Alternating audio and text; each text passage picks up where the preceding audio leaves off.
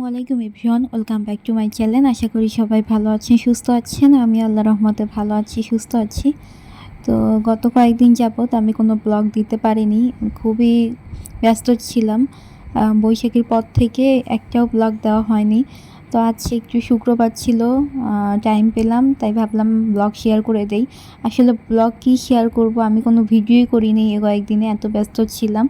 তো আজকের ভিডিওটা খুবই এলোমেলো হবে, কারণ কয়েকদিনের ভিডিও অল্প অল্প করে দেখিয়েছি, ভিডিওই করতে পারিনি। তো আপনারা দেখতে থাকেন। সকালে এখানে আমি পোলাও করেছিলাম, মাংস খেতে ইচ্ছা করছিল না আমাদের। ওইদিকে আবার পোলাওয়ের সাথে আলু ভাজি, বেগুন ভাজি, ডিম ভাজি এগুলো অনেক বেশি পছন্দ করে। এগুলোতে খেতেও অনেক মজা, ট্রাই করে দেখতে পারেন। তো বাসায় বড় একটা বেগুন ছিল, ওইটা ভাজি করলাম, একটু আলু ভাজি করলাম, আর পোলাও করলাম। তো এই দিন হচ্ছে এখানে দাদা দাদু ওরা আসবে রাতের বেলা। আর ওটা হচ্ছে সকালের ভিডিও ছিল, দেখেন কি অবস্থা। সকালের ভিডিও করার পর মাঝখানে আর কোনো ভিডিও নেই, একদম রাত্রে চলে আসছি। রাত্রে এখানে একটু পায়েস করেছিলাম, পায়েসটা অনেক মজা হয়েছিল, গুঁড়া দুধ দিয়ে করেছিলাম। আর রাতের জন্য এখানে আলু ঘাটি করব, মাছ দিয়ে আলু ঘাটি, মাছের মাথা, লেজ, তারপর কয়েক পিস মাছও নিয়েছিলাম। তো আমাদের ওইদিকে তো মাছ দিয়ে আলু ঘাটি অনেক বেশি বিখ্যাত। উত্তরবঙ্গের আলু ঘাটির মজাই আলাদা। ঢাকায় মনে হয় না যে আলু ঘাটি অত বেশি কেউ পছন্দ করে, উত্তরবঙ্গের মানুষই আলু ঘাটিটা বেশি ভালোবাসে আর ভালো রান্নাও করতে পারে। মাছ দিয়ে আলু ঘাটি এটা অনেক বেশি মজা হয়। তারপর গরু মাংস দিয়েও আমরা আলু ঘাটি খাই, হাঁসের ডিম দিয়ে আলু ঘাটি খাই, এগুলো অনেক বেশি মজা লাগে। তো এগুলা বাবা একটু হেল্প করে দিচ্ছিল। রাতে এখানে প্রচুর গরম ছিল সেই দিন, তাই ও একটু হেল্প করে দিচ্ছিল। এখানে মাছ ধুয়ে রেখেছি, তারপর আলু সিদ্ধ করে মেখে রেখেছি। তো তারপরে রান্না করে নিয়েছিলাম, রান্নার পর আর কোনো ভিডিও করি নাই। এই হচ্ছে আমার অবস্থা। তারপর দিন এখানে সকালে নাস্তা বানিয়ে নিয়েছি, মিষ্টি নিয়ে আসছে, তারপরে তরমুজ ছিল, তরমুজ কেটে দিয়েছি, রুটি, ডিম ভাজি এগুলো তো থাকেই, এগুলো করেছি। আজকে আবার আমার কলেজ যেতে হবে, তাই সকাল সকালে এগুলো করে নিয়েছি। সকালের নাস্তা এগুলোই খাওয়া হবে। তারপরে এখন শেয়ার করব একটা মশলা, আমি কিভাবে এই মশলাটা বানাই। এই মশলাটা রান্নায় দিলে অনেক বেশি মজা হয়। তো কিছুদিন যাবত আমি এই মশলাটা দেওয়া শুরু করেছি। প্রথমে জিরা ভেজে নিয়েছি, তারপরে পেঁয়াজ কুচি করে তেলের মধ্যে ভেজে নিচ্ছি। এটা কিন্তু একেবারে বেরেস্তা করা যাবে না, সামান্য নরম আর লাল করে ভাজতে হবে, একেবারে বেরেস্তা করা যাবে না। তারপরে এই ভাজা জিরা আর তেল সহই পেঁয়াজটাকে ব্লেন্ড করে নিব। এরপর যে কোনো ঝোলের তরকারি, মাছের তরকারি, এই যে ঝোল জাতীয় যে তরকারিগুলো সেখানে একেবারে লাস্টে দিয়ে দিব, তাহলে খাবারটা অনেক বেশি মজা হয়। এই যে ব্লেন্ড করে নিলাম ভাজা জিরা আর ভাজা পেঁয়াজ, আপনারা দিয়ে ট্রাই করতে পারেন। একেবারে বেশি পরিমাণে তরকারিতে ইউজ করা যাবে না, 1 টিস্পুন মতো দিলেই হবে, তাহলেই রান্নার স্বাদ আলাদা রকম হয়। এটা আমিও এক জায়গায় দেখেছিলাম, তারপর ট্রাই করেছিলাম, ভালো লেগেছে। তো একটু করে রেখে দিলাম, মাঝে মাঝে ইউজ করা যাবে।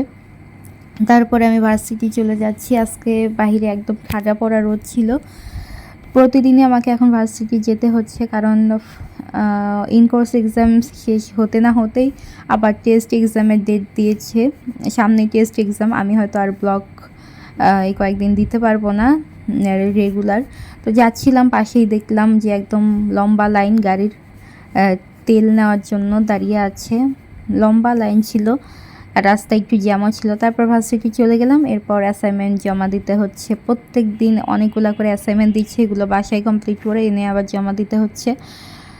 তো কোনোটা হাতে লেখা ছিল, কোনোটা প্রিন্ট করা ছিল। প্রিন্ট করতে গিয়েও আবার অনেক ঝামেলা, লাইনে দাঁড়াতে হয়, দোকানেও অনেক ভিড়, তো অনেক সময় লাগে এগুলোতে। তো টেস্ট এক্সামের আগে চেষ্টা করব রেগুলার ভার্সিটি যাওয়ার।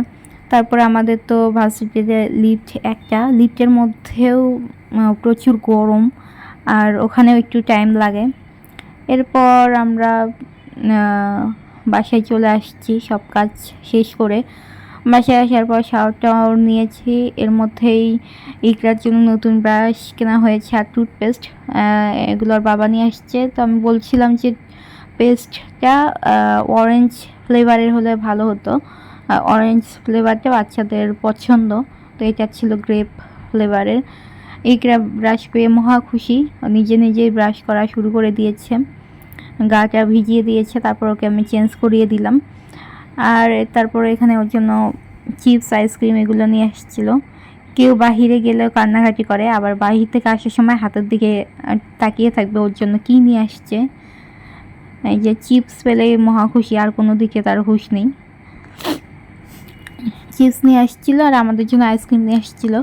এখন গরমের মধ্যে আইসক্রিমই খাওয়ার জিনিস, বাহিরের খাবারের মধ্যে আইসক্রিমটাই খাওয়া যায়, এত গরম পড়েছে বলার মতো না। তারপর এটা ছিল তারপর দিনের ভিডিও। এখানে আমি কয়েকদিনের ভিডিও অল্প অল্প করে শেয়ার করছি। তারপর দিন ওকে নিয়ে গিয়েছিলাম টিকা দেওয়ার জন্য, হামের টিকা। হামের টিকা তো শুরু হয়ে গিয়েছে অনেক দিন যাবত। তো প্রথমে চিন্তা করছিলাম যে ওকে টিকা দিব না।